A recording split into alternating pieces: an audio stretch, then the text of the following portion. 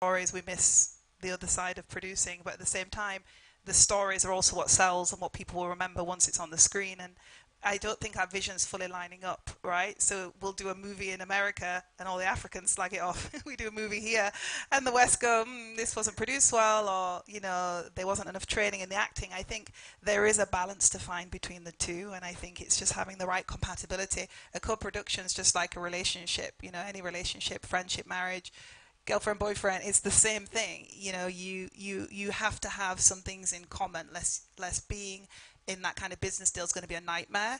And I think so many times in Nigeria we compromise some of those value systems and what we believe, and then we get into bed with something and we're like, we should have done this. The last panel we're talking about like four co-producers, and that's like four major problems because you're trying to agree. So it spreads the vision. So yeah, just making sure, working with someone who shares on those core values that I have and doesn't want to exploit people, wants people to have good working circumstances. One thing I first did when I moved here for like the first 6 months, I just kept popping on set and checking out how people were really working and how they were treating their staff. And sometimes I was just like, what? And these are like people who are decent here. And it's funny because Andrew keeps talking about people with track records. I find some of the track record people have also been some of the people who've got compromising work situations here. And then the people who nobody knows, you get on there, you're like, oh, y'all just really making it happen. So for me, I'm just like, how do I advocate for the people we don't know who actually can do the job as opposed to the people everybody knows who are exploiting people? Yeah. And I go, we're being deceived. We're kingdom first. But we're being deceived because we're looking at things from a racial perspective. So Andrew could talk to me about race and I wouldn't be offended, where someone in my network could be offended by that. I'm like, I'm not offended by that. You have to listen to every perspective to understand one nation's journey. So if you can go to Google Arts and Culture, the making about Britain and check that out. It's Thank you so much. yeah, thank you. All right, so we've talked about budget somewhat. We've talked about financials. So I'd like us to talk about contract negotiations. Yeah. So we know that ATL, BTL, it's very different for both sides. So what are those things that are really essential in a contract for the BTL side? I feel are important. Well, on the below the line side, I mean, you're getting contracted at a point when the project's already greenlit. They know where they want to shoot it. They know exactly what they need. They know the budget that's going to be in place, and they have all of these contractual obligations to the above the line side that they're going to need to activate on. And so they need to know that they have a below the line partner that can process residuals, that can, pay things out in a timely manner, that can get the trailers, that can get all of these things that they've already committed to, because you're coming in with a full plate essentially. On the above the line side, it's a lot more of a blank canvas. It's a lot more based on the pitching of the project, what the foreseen budget is, but below the line, you're given, marching orders, and you just need to be able to deliver on that. And that's why, when you stress the experience and the ability to come in and activate, it's important for these studios to see that when they give you something, they're not going to have 20 different agents, 20 different managers, 20 different attorneys calling and saying, why doesn't my client have his TiVo, or why doesn't my client have his satellite phone that he had in his contract? That's the last thing that they want to be dealing with, because they don't want to have to schedule a call at 5 a.m. to then call the below the line production team to figure out what's going on there. And so being able to come in and say that you've delivered for past parties over and over becomes incredibly important. At the end of the day, the only thing that you're really negotiating is the fee and the pay schedule, and so it's pretty simple, from a business and legal kind of standpoint, because you kind of have your entire plan laid out. All right, great. I was just gonna, as Andrew was talking, I love getting Andrew. He's so busy. I'm like, yeah, I got a panel. I'm hit him with all the questions. So when we talk about the deal structures, that's one of the things that I sometimes find challenging, because a lot of people want to pay on the back end in Nigeria because we have a cash flow issue with a lot of producers. Anyone here producer? Yeah, cash flow issue. Yeah, I know. All of us should have a party. So it's a cash flow. So a lot of deals, they're always talking about back end, back end, back end. And as a lawyer, right, have you found a way to, what's like that happy medium in the contract where people can. And that like the issue of back end right now is a real issue in every single territory that you're in. I work with some indie producers that are trying to produce films right now where just to get it greenlit, the paper that they're bringing to a lender is getting some interest rate at 20 to 30%, which effectively, if you're tracking how interest is paid out as things are cash flowed, it renders the back end almost worthless. On the indie TV side, there have been a few writer creators, Shane Gillis notably on Netflix, and I know I forget the name of the guy, Duplass, Mark Duplass is putting together like indie TV projects where they're paying entirely on the back end. There's a new category in SAG, one of the U.S. unions, that's micro budget projects, where you're allowed to pay out just back end on projects, and so back end is becoming this hotly contested thing as traditional back end with Netflix, with Amazon, isn't really paid out, on a regular basis. But there are ways to do it. When you start paying people back end, you need talent that feels like they have a producerial role in the project. If you're just paying it as a compensation kind of source, people are going to inevitably feel like they're getting shortchanged because they're rendering services. And as a manager, as an attorney, the general guidance is never render services without getting paid. That's something that's kind of a hard rule, and at the end of the day, there are hard conversations to have around, there is some benefit that you get in making this project and getting some back end. It might be a calling card, it might be something that you can refer to, but I need you to make this choice informed and do it knowing that the likelihood that that back end pays out is very low. I cannot sit here and guarantee you or tell you that you're going to make millions of dollars on this back end. Is it a possibility? Yes. Is it a 1% possibility? Probably. And so being able to inform clients of that and let them know what the benefits are, what the cons are, and allow them to make that decision is core to how I've worked either as an attorney or as a manager, because you have certain duties to clients, but it becomes it becomes something that's so crucial in project making, especially at the micro budget level, whether it's stateside or in Nigeria, that you have to make hard decisions, and you need people that are willing to make that hard decision informed and then come to work based on it. And so it's always information and communication, but it's important when you're doing these kinds of projects in a tough financing market. Good. All right. Thank you. So I was going to ask, I'm sure you have experience with different kinds of contract being from the talent management side. So what clauses would you say are extremely important that would protect the ATL and the BTL side in contracts that must absolutely be in a contract to protect each side? That's a good question. It's probably a lawyer question. Andrew probably can answer that. He's been talking, so I went Yeah, to no, break. let him answer that, because we just want the money. I'm joking. We always look at the money part, but go ahead, Andrew. I'll jump. No, I mean it's that, and then there are like 4 or 5 clauses deep in the contract that you don't want to read that just ensure that you get paid if you rendered services, and that's in the U.S. it's called pay or play. In some contracts there's some kind of no obligation to actually use the services, but you'll still get paid.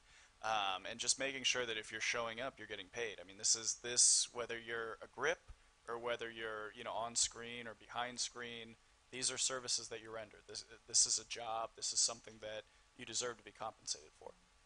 And that's really good. I wanted to speak to Thames because he's actually a lawyer. We do have resource in Nigeria. I know the Writers Guild has like a standard contract for writers to use. Because of sometimes bad experiences or lack of respect for some of the guilds, we're not using them, but they actually have some decent ones. I'm actually consulting with William Morris. They're helping me with my work at the Writers Guild here to help with our contracts within the Writers Guild. So if you are a writer, we're about to really pimp out our contract area, and I'm probably going to activate Andrew to do some stuff as well pro bono for that as Nigerians. Yes, and but the whole point is we're not operating at the level the West is. So when the West comes in and does business, our contracts just look pathetic unless you have a someone else. You have someone who's of great experience helping you. But people don't want to pay it, and they don't have the budget to pay it because they're not being paid enough. So then their contracts will act like Latham and Watkins does all my legal work. They're one of the biggest law firms in the world. They do all my legal work for my charity, which is great because sometimes I'm like, so I have a question about this. But when we're not all privileged to have incredible lawyers like Andrew or Latham and Watkins who are helping us. So, you know, it's very important to use resources that can get you some of these basic clause. We're not respecting contracts enough here, I will say that. A contract in America is everything. A contract here is questionable sometimes. So you want to make sure that it's going to stand up if something, you know, is not, you know, people, we just don't respect them enough here. And then a lot of people try to duplicate contracts. I'm like, never do that. Like, you need your own contract, and don't be scared to also say, actually, I'll get an attorney and I'll send you my contract. I think if you're still in a position where you're still thinking someone's doing you a favor, giving you a job, that's not true. You got the job, you're valued. You know, it's okay to say I can send over a contract. And I think it's better when you send over your terms and then have them review, and then send something that you have to then go out and hire a lawyer to look at. But don't be scared to do that. I think we get nervous, like, is this the etiquette? You know what? There's no rules in Hollywood, but you got to follow them all to make it. It's the same with Nigeria. Like, don't be scared to kind of know your value, but do it in love and kindness, or as I call it in LA, lots of fluff. Oh my God, this was amazing, but we're not moving forward. Call me next week. Yeah, in Nigeria, we're straight talking. No, but it's okay, you know, to work on your terms. Okay, great. All right, so I know you have questions, so just start putting them down because we're about to wrap up. But I'm going to ask, so what would you say are biggest lessons that you've learned managing talents in different co-productions? Ooh, managing talents. The biggest lesson I've learned. Gosh, I'm constantly learning. I think it's probably one of the things I just said. Sometimes when you go into certain meeting rooms and you're dealing with like the bigger studios, especially as a manager, as a boutique agency, you're listening, you're like, dang, this is so-and-so, this is a big opportunity.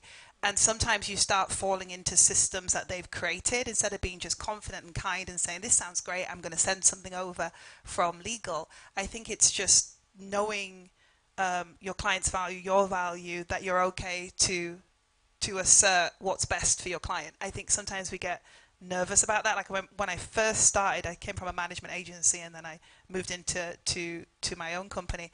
And I think one of those things where, is it okay to do this? Is it okay to do that?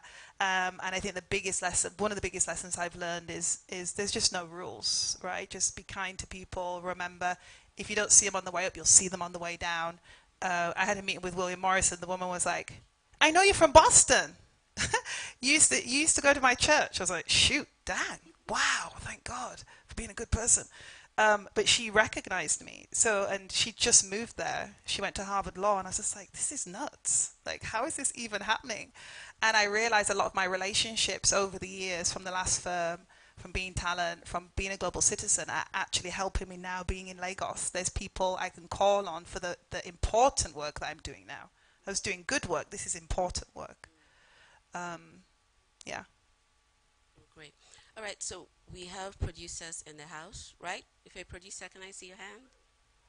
All right, so what advice would you give producers in the house? I mean, you've done the groundwork, you've been here for a while, you've seen all that happens here, and you've learned a lot, I believe. So what advice would you give producers here going forward in co-productions? I think let your work speak for you. I think we do a lot of talking in Nigeria, and I'm a talker, as you can see. But there's certain things I talk about and then I be about. I think sometimes we over talk in Nigeria and then don't deliver. You know that whole saying where it says, you know, what's it? Overproduce, under.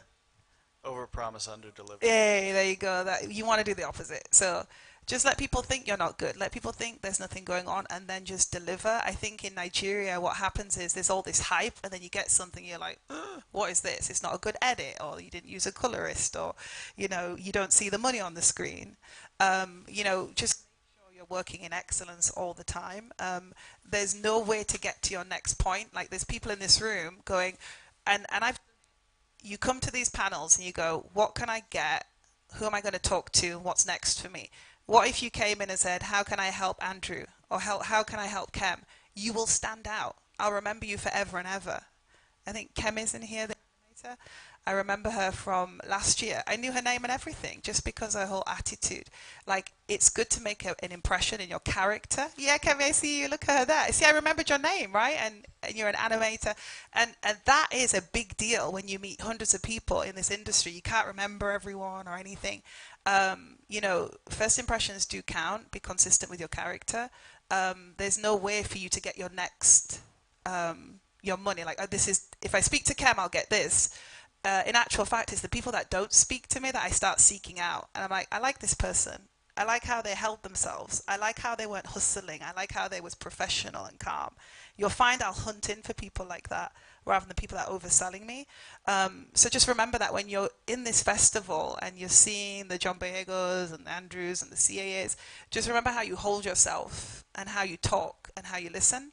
Don't just go for, I do this and I want that. It doesn't work, actually, because there's about 100 people who have asked Andrew to help them since he's walked through that door. And he'll probably remember the person that was like, oh, cool, let me know how I can help you. Am I right, Andrew? Yeah, yeah. I mean, I'm flattered to be in that list of like CAA and John Boyega. Like that's like a very casual flex right there that I appreciate the call out. But yeah, I mean, I have been at these panels in different settings at different times, looking to link things up. But more often than not, they take years to play out, and we're building like out a management company on my end right now where the guys who have helped raise capital for this next round of growth, it was the first entertainment attorney that I ever spoke to a decade ago, and it comes full circle in large part because you're kind of doing your one step at a time, 5 feet in front of me, how am I going to get to this longer term goal, and things eventually align.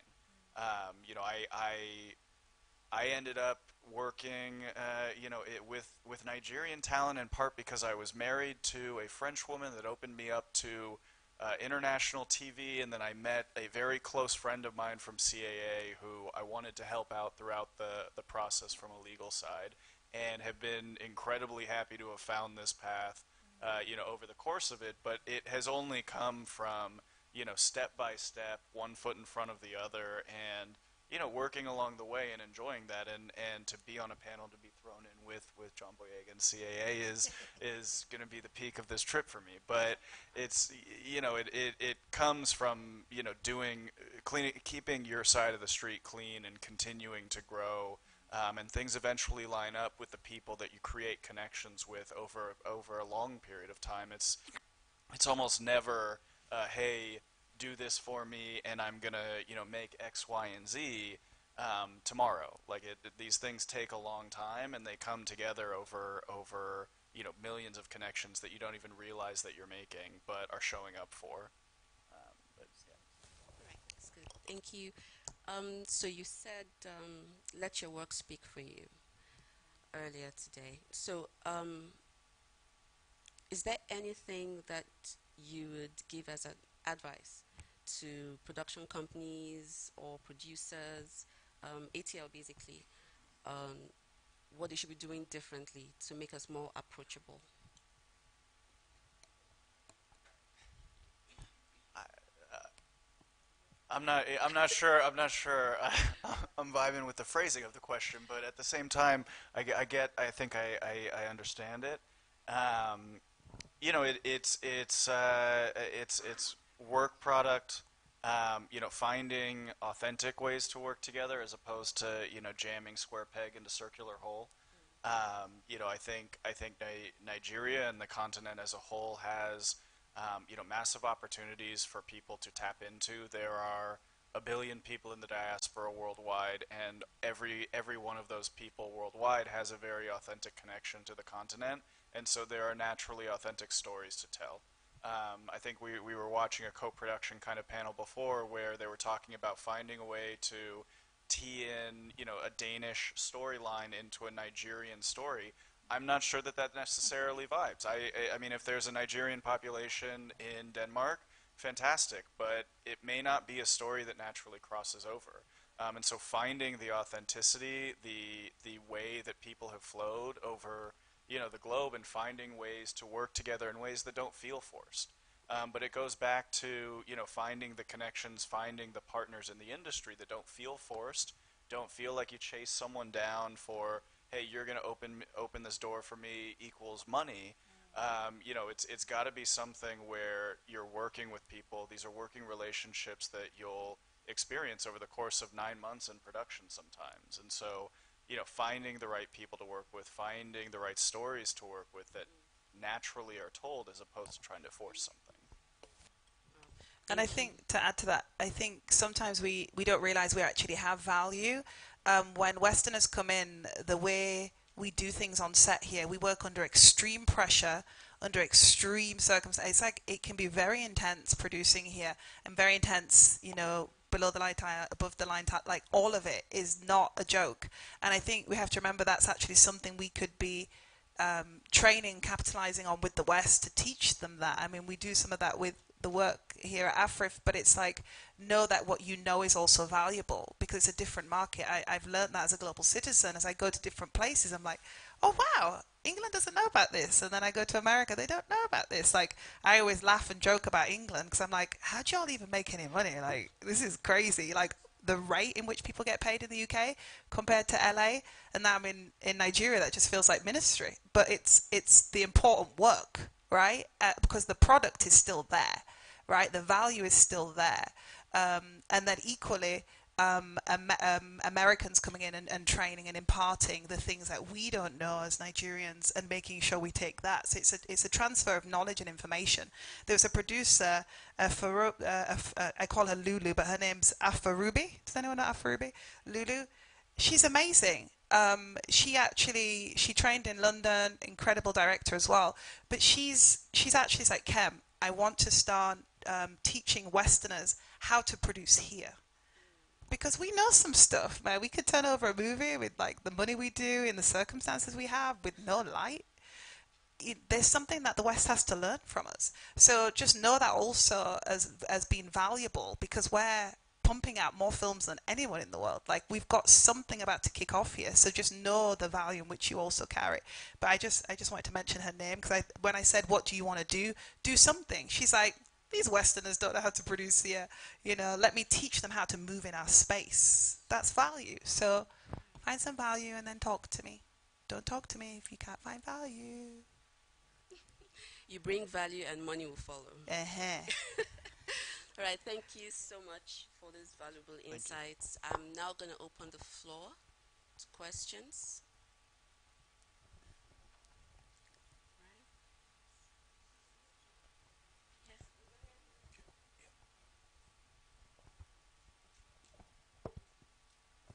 Hi Cam, just two quick questions from you from Britain as well. So hey, Britain, let's go London Britain. In the house. Let's get your story.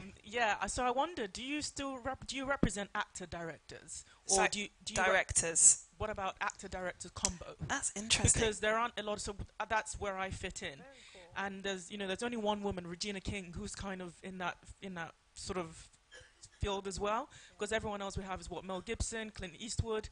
But yeah, I just wondered, do you represent those sort of duos, or do you just want directors only? So I started off as an on-camera talent manager. So Inspired Entertainment, which is where I came from, I was the head of a talent division. So I started with on-camera talent.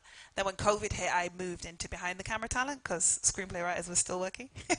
And then I've never moved back into it. I'd love to give you a session, just listen to what you're doing and whatever knowledge I have or information or contacts, I'd be happy to give that to you. So see my new husband. Well, he doesn't have a phone here. You're going to say, give her my number. I've just interrupted my honeymoon to be at Afriff, don't you know? Oh, right, okay. Yeah, I did. That's how much I'm committed to this work. They're like, wait, aren't you on your honeymoon? I went, I know. I've come to Afriff. Yeah, I'm serious about this. This is serious work. So I'm happy to have a conversation with you about that, and I love that. But predominantly, it's behind the camera talent, directors, screenplay writers, and really focusing on here. And I really want to talk to Jennifer about that film of what that conversation. So you don't do British, you don't represent No, I British do. I have a couple clients in England. I Louise Jordan. I have a small amount. I'm still a boutique agency, but I'll give you a set. I just see for me, sometimes it's not about representing someone. Sometimes you've just got the knowledge to shift a whole person's career. Just she'll say something and I'll take it through my process, pray, and like boom, that's what you need to be doing. So happy to do that for you. Thank you. Any more questions? Is that my Jennifer putting her hand up? Put your hand up, Jennifer. Hi, everyone. My name is Jennifer. Stand up, Jennifer CAA. We love her. Hello. Look at her shy. Yeah. One, I think it's just so important to have management, especially being an agent. It's a partnership conversation because it's not Duolingo, but it's like a dual lingo. Like you're both trying to manage language and communicating with clients. And I understand, Andrew, you had spoke to this, and I think this is really good. Not losing authenticity in story, right? And dealing with Western partners for co-production conversations. But we are very aware from the West that there are certain elements that have to hit in order for it to not just be a Western story, for it to be that international story. So how do you communicate that with clients and just having that dialogue around story as you're co-producing with your clients, like this story is great, this platform is beautiful, but how do we do it not to be like the West, but more so how do we do it to be an international story that reaches everyone? I mean, it's exactly what you've just said. It's having that conversation very upfront, but then knowing full well that, and we've been on projects before in part where, a director or writer has a very specific vision, and it becomes something where it's like you guide, you say, listen, I think this might sell well for X, Y, and Z reason. I think we might be landlocked if we use X, Y, and Z, but ultimately. And again, this comes from being like an attorney by trade coming up. There's a fiduciary duty to what your client wants to do. And so, if a client says, I want to make this story between these two territories, even if it would sell better in X, Y, or Z, it becomes, just an informed decision that they're making. And so, I know full well, especially when working, I work with some Saudi talent, I work with some West African talent, I work with Latin talent, and I know full well when it comes to very specific story elements that touch on culture, I am not the person to be speaking to that. And so, I know that it's not my project, it's not my baby, and at the same time, I can walk through, X, Y, or Z reason as to why, executive who's getting off work at 5 p.m. on a Friday and going like up into the Hollywood Hills and has no context for what is a Nigerian story. I can explain why that might be the case, but I'm not the decision maker in those cases, and so I try to straddle that thin line, but find myself in a lot of cases, especially in management roles, where where it's a little bit more day to day. It may be really acting on what specific wishes may be, taking a back seat to the ultimate game changing decision, but advising throughout the process. Fantastic. And I'm just going to ride on the back of that. I've had similar situations where, and agents and managers, we did a panel, Jennifer and I, where what's the difference? A lot of people don't know the difference. Nigeria, we're not quite there where you have the privilege of having both. But in Hollywood and the UK, people typically have both, day to day, and then someone just getting you specifically the work. What I found, and agents, you guys are very this is the job, this is the information. Like Andrew said, we're a lot more day to day. So we have to deal with the backlash of that. And I think it comes over a series of times. I find some clients, when the way I'm managing has been proven, that they know when Kem says this, or it looks like you're crashing and burning, but let's just do that. When you're making decisions and advising a client, sometimes we can be on your side if we know what's really going on and go, actually, I know you don't want to do this, but you just have to trust me. They're the risks and the gambles, a series of yeses, that happen over a period of time. It's not just that one deal, is it? It's that relationship. So it's always relational with the clients as well. Like I'm a very relational manager. Like I would be a terrible agent. I'm way too emotional. I'm like, oh my God, this is amazing. I'm so happy for you. Agent's like, it's good. We got the deal. How much? 3 million. Wasn't enough. Right? Which is okay. It's okay. But you're not like that. But you're unusual. But I'm saying it's just a very black and white, isn't it? I think it's a series of, it's every individual relationship. I don't think there's one. We could create a system where it said this is the checklist, so it could be a little bit more, so we don't get in those situations where you're backing out of a deal. Like that's the worst thing for me, when something's going in the right direction and then they're like, but they're not going to do this, they're not going to do that. I'm like, just take the deal. There's times where that it feels like that, but you. So what I'm getting at is that the most important thing is just trusting who represents you and making sure that you're leaning on the people that you have put in position Yeah. to talk for you. So if you have that manager and they're telling you XYZ, there's a reason why they're in your life in the first place. Yeah. So you have to open your ears and really accept the hard truth of something, but then also stick to what you know as far as authenticity and storytelling, but then just be open to. Yeah, and it's knowing what point in your career, guys, to what Jennifer's saying, of when it's time to make a shift or when you're not in the position to make that shift. Like I have a client on brand where there's certain stories they don't want associated with their name. So we'll come in, we'll get the deal, we'll read the script and they'll try and add something that's not on brand. And you're like, we don't want to do that. Like it's just a deal breaker, but you've already got the contract. But yeah, as we know, it's a very fluid industry. Something can change last minute. And a lot of people don't feel like they have a right to say no. I think in the West where we have more, I think here is a little bit more different. People end up doing stuff they don't want to do. But like you said, just trust the voice that you put in your life. If that's your attorney or if that's your manager, know that trusted voice in your life. And if you don't trust your manager, you shouldn't even have them. Some people have managers just to look good. Don't have the manager. Don't have them. And there are a lot of people that get caught up, I think, in the like pomp and circumstance of what a manager does, what a lawyer does, what an agent does, but everyone is a person. And if you have a person that's in there fighting with you, it doesn't matter whether they're your assistant or whether they're your manager or whether they're your attorney. Like they will be there throughout the process, but if you have a manager who's not responding to your calls, it doesn't really help to have a person that's not in there, really working with you day to day and getting things out there. And I think that's the question that sometimes gets lost in I mean, if you take something to a major studio, but they're really going to shelve it, is it really that valuable to have a deal at a studio that's shelved?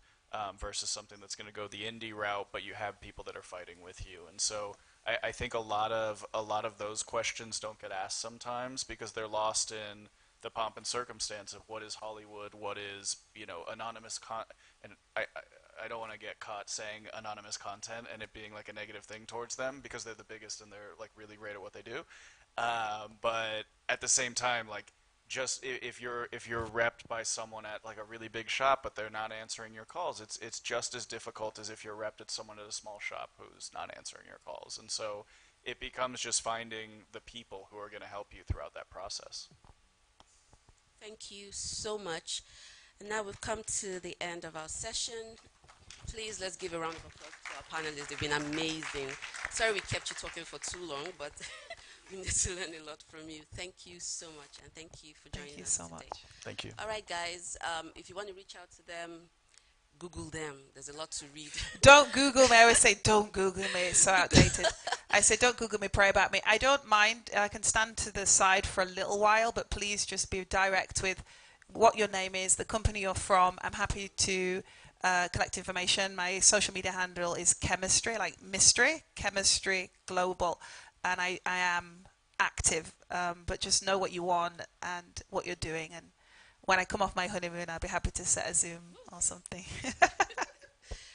So like she said, when you bring value, money follows you.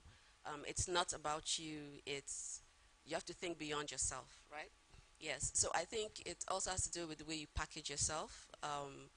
when you're trying to work with another company, another production company, or you're trying to, collaborate with other people. So it's important you package yourself, you protect yourself, and anything else? Yeah, package Anything else yourself, to add, protect guys? yourself. Yeah, have a good lawyer or a good manager and agent if you're a big dog, and if not, just keep persevering in where you are within your point within your career producing. If you're going to produce a 3-minute piece, let it be brilliant. Don't stretch your budget to a 15-minute piece if you don't have the budget. Just be excellent in what you do. Yeah. All right. Thank you. Thank Thank you. you. Yay! Oh, we got a clap from everybody. Thank you, everybody.